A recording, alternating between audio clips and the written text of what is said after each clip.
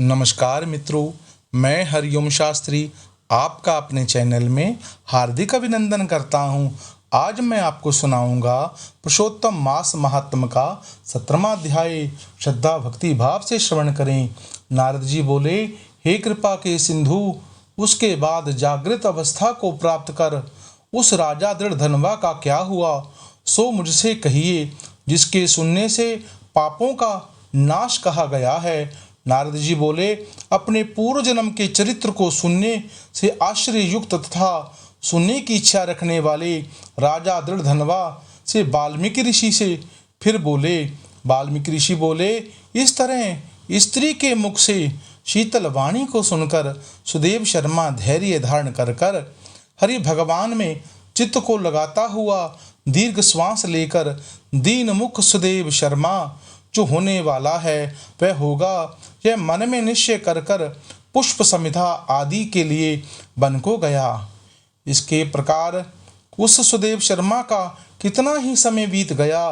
बाद किसी दिन समिधा कुश फल पुष्प आदि के लेने के लिए वन को गया है। वहां जाकर सुदेव शर्मा मन से हरि भगवान के चरण कमलों का ध्यान करने लगा। उसी दिन उसका लड़का सुखदेव अपने मित्रों के साथ बावली को गया।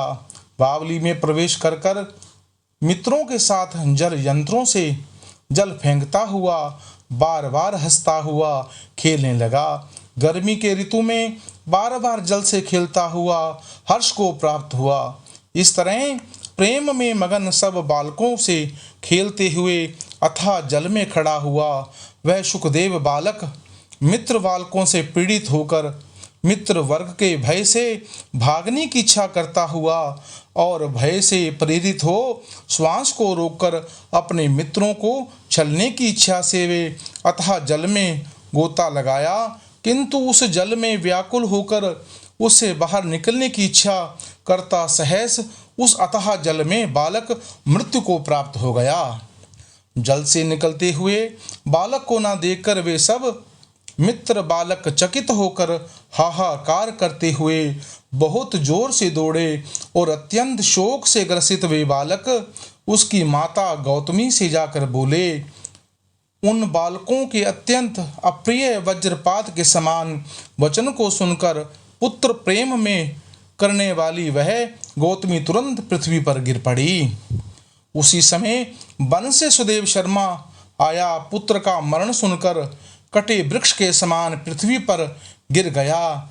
बाद दोनों ब्राह्मण स्त्री पुत्र पुरुष उठकर बावली को गए।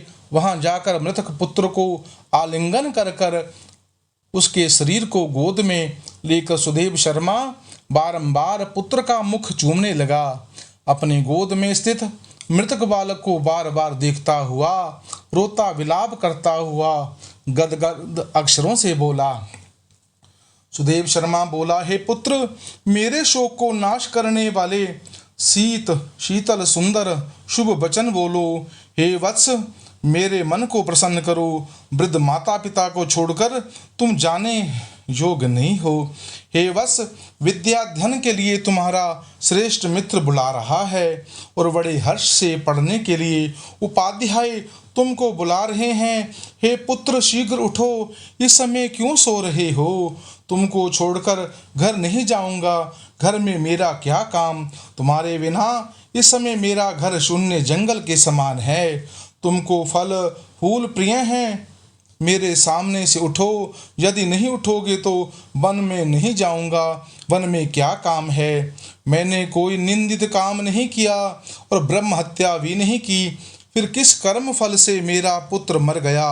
अहो ब्रह्मा, तुमने ऐसा कर कौन सा बड़ा फल प्राप्त किया है?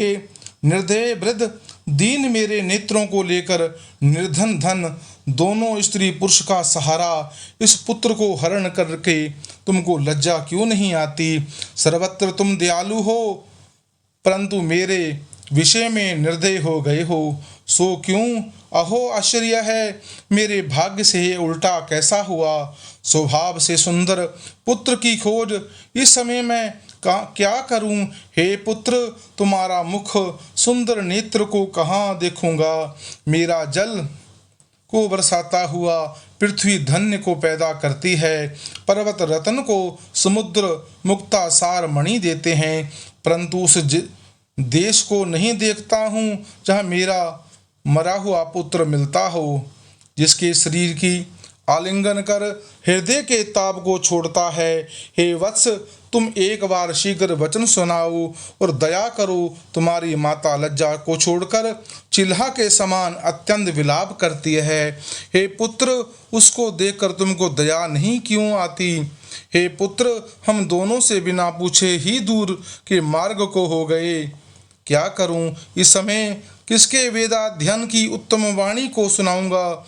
हे वत्स, आज तुम्हारे मनोहर मधुर वचन के स्मरण से मेरा हृदय सौ टुकड़े नहीं हो रहा, क्योंकि मेरा हृदय लोहे के समान है।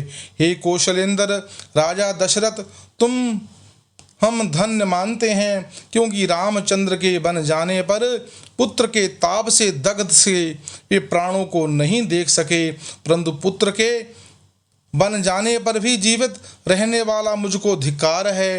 हे गोविंद, हे विष्णु, हे यदुनाथ, हे नाथ, हे रुक्मिणी के प्राणपति, हे मुरारे, हे दीन दयालु, हे दया के सागर, दया करने वाले, हे दयालो, पुत्र रूप अग्नि के ताप से संतत्व मेरी रक्षा करो। हे देवादिदेव, हे समस्त लोकों के नाथ, हे गोपाल, हे गोपेश, हे चक्र को धारण करने वाले, हे यमुना के विष दोष को दूर हरने वाले, पुत्र रूप अग्नि के ताप से संतत्व मेरी रक्षा करो।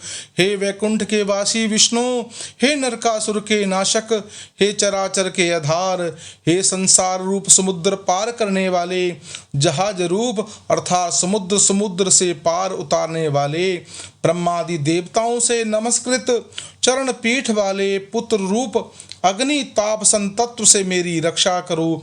हमारे समान शठ दूसरा कोई नहीं है, जो मैंने देवकी पुत्र श्री कृष्णचंद्र के वचनों का उल्लंघन कर पुत्र में दुर्दशा की, कौन अभागा पुरुष भाग्य में न रहने वाला वस्तु को प्राप्त कर सकता है। ओम श्री प्राण पुरुषोत्तमस्य महात्मा सप्तमो दशो अध्याय समापना। जय जय श्री राधे, जय जय श्री राधे। अगर मित्रों यह कथा आपको अच्छी लगी हो, सुंदर लगी हो, आप इस कथा को अपने मित्रों से, रिश्तेदारों से शेयर करें और इसका लाभ प्राप्त करें, और अपने इस चैनल को सब्सक्राइब करें, बेल आइकन के बटन को दबाएं। जय जय श्री राधे, जय जय।